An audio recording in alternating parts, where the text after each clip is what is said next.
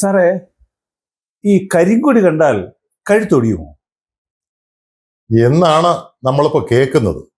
കാണുന്നില്ല.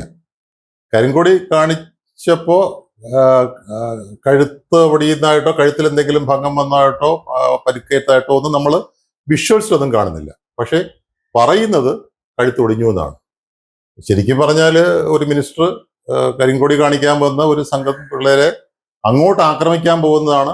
നമ്മുടെ ബംഗാളിലെ മമതാ ബാനർജിയെ പോലെ, പിന്നെ അവരൊരു സ്ട്രീറ്റ് ഫൈറ്റർ ആണല്ലോ, അതേപോലെ ഉള്ള ഒരു അഗ്രസീവായിട്ടുള്ള ഒരു അപ്രോച്ചാണ് ഞാൻ കണ്ടത്. പക്ഷെ കേട്ടത് അത് ഞാൻ കണ്ട വീഡിയോയിലും അങ്ങനെയാണ് കണ്ടത്. കഴുത്തെങ്ങനെ ഒടിഞ്ഞു എന്നൊരു മനസ്സിലാകുന്നില്ല എനിക്ക്. പക്ഷെ നമ്മളായിരിക്കും അതിനെക്കുറിച്ച് നമുക്ക് അവിടെ വിടാം.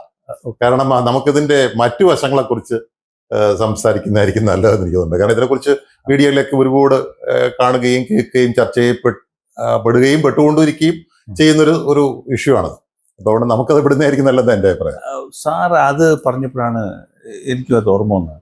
ഈ നമ്മൾ ചരിത്രങ്ങൾ വായിക്കാൻ തുടങ്ങിയ കാലം മുതൽ തന്നെ ഈ കരിങ്കൊടി എന്തോ ഒരു ഏറ്റവും വലിയ ജനാധിപത്യ സ്വഭാവമുള്ള ഒരു പ്രകടനോപകരണമായിട്ട് കാണാറുണ്ട്. ഇതിൻ്റെ ഒരു നാൾ വഴിയെ കുറിച്ച് സാറിന് ഒന്ന് പറഞ്ഞുതരാമോ? നമ്മൾ സാമൂഹ്യപരമായിട്ടും സാംസ്കാരികപരമായിട്ടും നമ്മൾ നോക്കുകയാണെങ്കിൽ ഈ കറുപ്പെന്ന് പറയുന്നത് ഒരു ദുഃഖം, ശോകം, പിന്നെ അല്ലെങ്കിൽ വിലാപം, അതിനെയൊക്കെയാണ് പ്രതിനിധീകരിക്കുന്നത്. അപ്പോൾ അത് ഒരു കറുപ്പ് കൂടി കാണിക്കുന്നതിലൂടെ ഒരു കാര്യം നമ്മൾ അംഗീകരിക്കുന്നില്ല എന്ന് എന്താ പറയുക, പ്രതീകാത്മകമായി കൺവേ ചെയ്യുന്ന ഒരു സംഭവമാണ് ഈ ഇത് കാണിക്കുന്നത്. ഇപ്പോൾ വത്തിക്കാനില് പോപ്പിനെ തിരഞ്ഞെടുത്തില്ല എന്ന് കാണുന്നത് മനസ്സിലാകുന്നത് കറുപ്പ് പുക വരുമ്പോഴാണ്. കറുത്ത പുക വരുമ്പോഴാണ്. വെളുത്ത പുക വന്നു കഴിഞ്ഞാൽ ഇത് ചെയ്തെന്നാണ്. അപ്പോൾ ഉണ്ട് ഇല്ല. അപ്പൊ നിങ്ങൾ അംഗീകരിക്കുന്നില്ല എന്നുള്ള ഒരു സിംബോളിക് ആയിട്ട് പറയുന്നതാണ്. പിന്നെ അപ്പോ അത് നമ്മുടെ മെഡിവൽ കാലഘട്ടത്തിലും ഉണ്ടായിരുന്നു. പൗരാണിക കാലത്ത് യൂറോപ്പിലും ഏഷ്യയിലെ ചില ഭാഗങ്ങളിലുമൊക്കെ ഇത് ഉണ്ടായിരുന്നതാണ് പറയപ്പെടുന്നത്. പിന്നെ ഇസ്ലാമിക് ഹിസ്റ്ററി പ്രകാരം അവരുടെ പിന്നെ 8ാം നൂറ്റാണ്ടില് ഉമയാദ് ഡൈനാസ്റ്റി കാലിഫേറ്റിനെതിരെ എന്താ പറയാ, അബ്ബാദ് റവല്യൂഷൻ നടക്കുകയുണ്ടായി അവരുടെ ഭരണത്തിനെതിരെയായിട്ട്. അന്ന് ഇത് കാണിച്ചായിട്ട് ചരിത്രത്തിൽ രേഖപ്പെടുത്തിയിട്ടുണ്ട്, കറുത്ത ബാനർ. അപ്പൊ അതിനെ രാജ്യദ്രോഹമായി കാണുകയും അവരെയൊക്കെ അടിച്ചോടിക്കുകയും ബാനർ വലിച്ചെറിയുകയൊക്കെ ചെയ്തതായിട്ട് അന്ന് കാണുന്നുണ്ട്. അത് 2021 മുതലുള്ള കാലഘട്ടത്തിൽ കേരളത്തിലും കാണുന്ന ഒരു സ്വഭാവമല്ലേ അത്? കറുത്ത ഉടുപ്പിട്ടുകൊണ്ടൊരുത്തിന് പുറത്തിറങ്ങാൻ പറ്റാത്തൊരവസ്ഥയല്ലേ? അതെ അതെ. അപ്പോ 8ാം നൂറ്റാണ്ട് ഇവിടെ വീണ്ടും റീക്രിയേറ്റ് ചെയ്യപ്പെടുകയാണോ കേരളത്തിൽ? നമുക്ക് 8ാം നൂറ്റാണ്ടിൽ നിന്ന് നമ്മുടെ ഇന്ത്യയുടെ ചരിത്രത്തിലോട്ട് വരാം. അത് നോക്കുകയാണെങ്കിൽ ഇവിടെ ഈ കറുത്ത കൊടിയുടെ ഹിസ്റ്ററി വരുന്നത് നമ്മുടെ ബ്രിട്ടീഷുകാർക്കെതിരെയായിട്ടുള്ള നമ്മുടെ എന്താ പറയുക ദേശസ്നേഹികൾ അവരുടെ പ്രൊട്ടസ്റ്റിന്റെ ഭാഗമായിട്ട് കരിങ്കൊടി കാണിച്ചിരുന്നു. അന്ന് ബ്രിട്ടീഷുകാർ അവരുടെ ഭരണത്തിനെതിരെയുള്ള ഒരു റിവോൾട്ടായിട്ട് കണ്ട് അതിനെ അടിച്ചമർത്തുകയും ചെയ്തിരുന്നു. ഇപ്പോൾ 1928 സൈമൺ കമ്മീഷൻ വന്നപ്പോഴത്തേക്ക് നമ്മൾ ഇത് കാണിച്ചിരുന്നു, പിന്നെ കറുത്ത കൊടി കാണിച്ചിരുന്നു. അതുപോലെ തന്നെ സിവിൽ ഡിസൊബീഡിയൻസ് മൂവ്മെന്റ് പ്രകാരം അതിന്റെ ഭാഗമായിട്ട് ലാഹോറിൽ വെച്ചിട്ട് ഈ കരിങ്കൊടി കാണിച്ച് നമ്മുടെ ലാലാ ലജ്പത് റായ് ഉൾപ്പെടെയുള്ള നാഷണൽ നേതാക്കൾക്ക് അടി കൊണ്ടതായിട്ടും അവർ ജയിലിൽ പോയതായിട്ടൊക്കെ രേഖപ്പെടുത്തിയിട്ടുണ്ട്.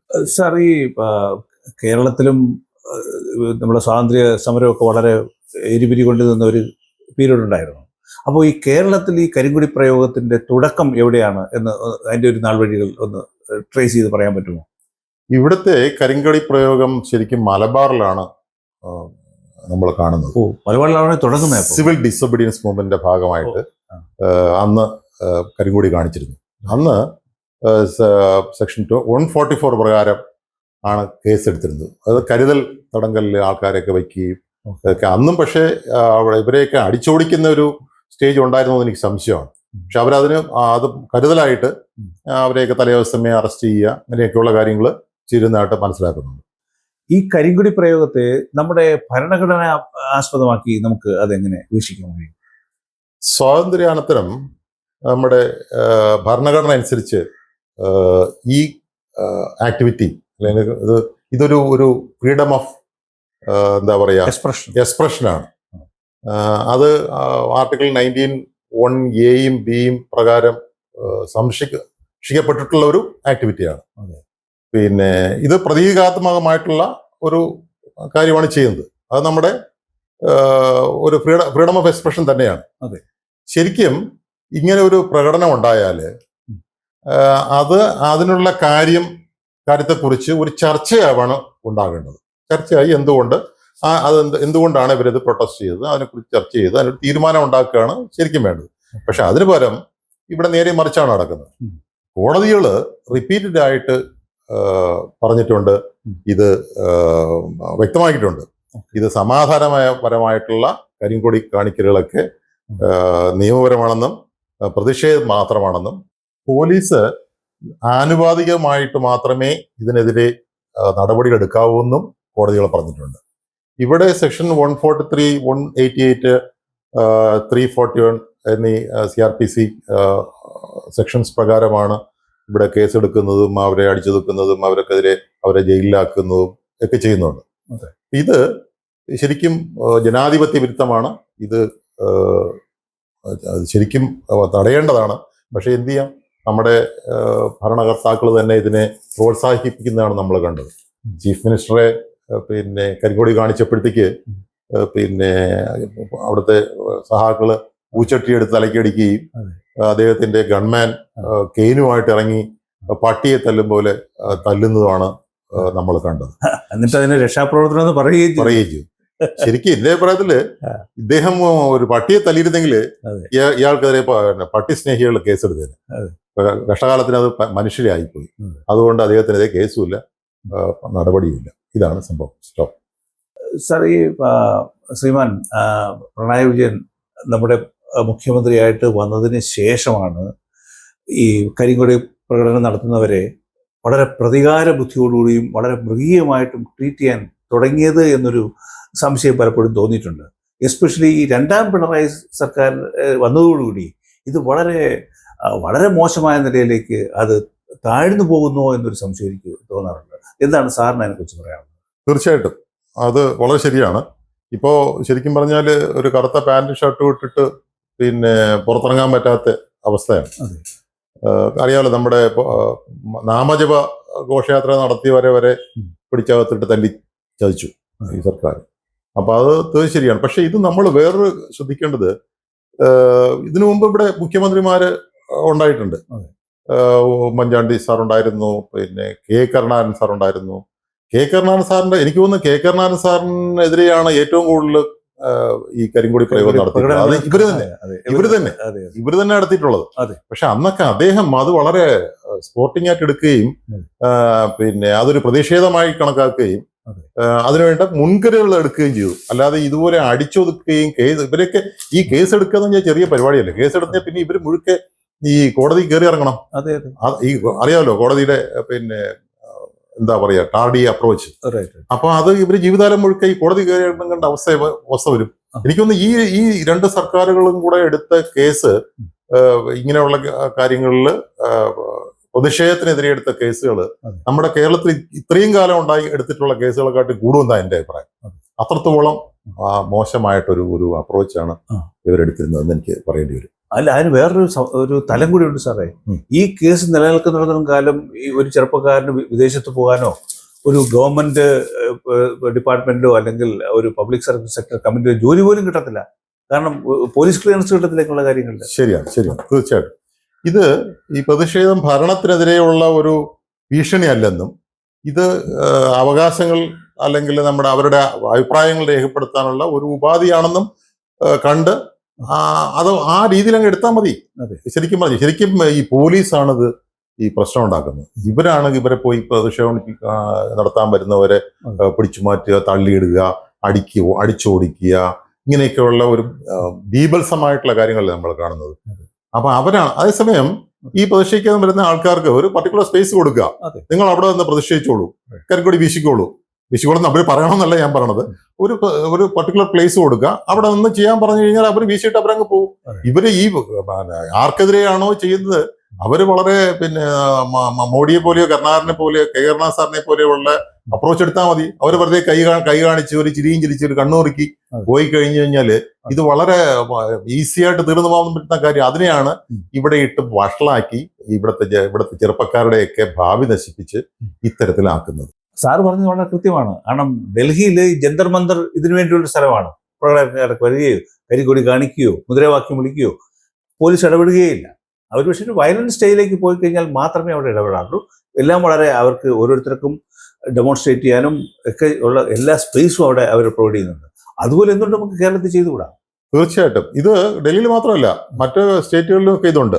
ഇപ്പോൾ ബോംബെയില് ശരിക്കും വിധാൻ സൗദയുടെ ഒരു കുറെ ചുറ്റളവുണ്ട്.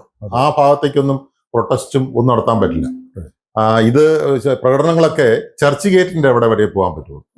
അവിടെ ഇത് കെട്ടുകയും ഷാമിയാനൊക്കെ ഇട്ട് അവർ പ്രൊട്ടസ്റ്റ്. അതിനപ്പുറം നമ്മുടെ ഇവിടുത്തെ പോലെ സെക്രട്ടേറിയറ്റിന്റെ അവിടെ കൂടെ ഇങ്ങനെ പോവുകയും നമ്മുടെ ആൾക്കാരുടെ സഞ്ചാര സ്വാതന്ത്ര്യം ഇല്ലാതാക്കുകയും ആൾക്കാരെ ബുദ്ധിമുട്ടിക്കുകയും ചെയ്യുന്ന പരിപാടി അവിടെ ഇല്ല. അങ്ങനെ ചെയ്തു കഴിഞ്ഞാൽ അവർ വിവരം അറിയും. അതാണ് സംഭവം.